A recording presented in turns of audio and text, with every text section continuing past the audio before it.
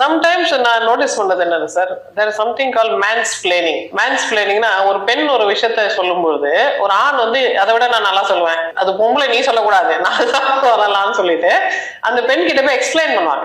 Man வந்து உமனுக்கு போய் அதை எக்ஸ்பிளைன் பண்ணதான் மேன்ஸ் பிளேனிங். நிறைய தடவை என்ன இருக்கு, விண்வெளியை பத்தி ஆராய்ச்சி பண்ணி புத்தகம் எழுதின பெண் அறிவியலாளர், அவங்க கிட்ட வந்து ஒருத்தர் வந்து விண்வெளி என்ன தெரியுமா அப்படின்னு கிளாஸ் எடுத்திருக்காரு. அப்புறம் அந்த லேடி வந்து அந்த புக் எழுதினதே நான் தாங்க அப்படின்னு சொன்னாலும், இல்ல அப்படி இல்ல இருந்தாலும் நான் உங்களுக்கு சொல்றேன் அப்படின்னு. இந்த ஆள் சப்ஜெக்ட் எக்ஸ்பர்ட்டா இருக்க மாட்டாரு. ஆனா சப்ஜெக்ட் எக்ஸ்பர்ட்டா ஒரு பெண் இருக்கக்கூடாதுன்னு நினைக்கிற சமுதாயம் எல்லா ஊர்லயும் இருக்கு. எல்லா நாடுகள்லயும் பெண் வந்து எக்ஸ்பர்ட்டா இருக்க மாட்டாங்க. என்ன இருந்தாலும் நீ பொண்ணு தானே, உனக்கு என்ன தெரியும் ஆட்டிடியூட் ஆண்களுக்கு இருக்கு. அதை வேற வேற முகங்கள்ல வேற வேற மொழிகள்ல அவங்க சொல்றாங்க. பட் இது கொஞ்சம் அடிப்படைவாதம். இப்ப பெரியார் என்ன சொல்றாருன்னா, ஒரு பெண்ணை நீ எப்படி பார்க்கணும்ன்றதை பத்தி பெரியார் ஒரு அணுகுமுறை சொல்றாரு. நீ வந்து உன் துணை உன் இணைன்னு பார்க்காத, உன் மகள் அப்படின்னு பாரு. என் பொண்ணு இப்படி பேசினா நான் எப்படி மெச்சுவேன், என் பொண்ணு இந்த இடத்துல வந்து இவ்வளவு சூப்பரா கான்பிடென்டா பேசினா ஐ சூப்பரா பேசுறமா நீ நான் சொல்லுவேன்ல, அப்படித்தானே நீங்க பார்க்கணும். நீ எல்லாம் பேச வந்துட்டியான்னு நீங்க பாக்காதீங்க. என் பொண்ணு இந்த இடத்துல இருந்தா எப்படி பேசுவா, இந்த பொண்ணு அது மாதிரி தானே அடங்கி இருக்கணும்னு நினைக்கிறவங்க கூட மகள் கிட்ட வந்து எதிர்பார்க்க மாட்டாங்க.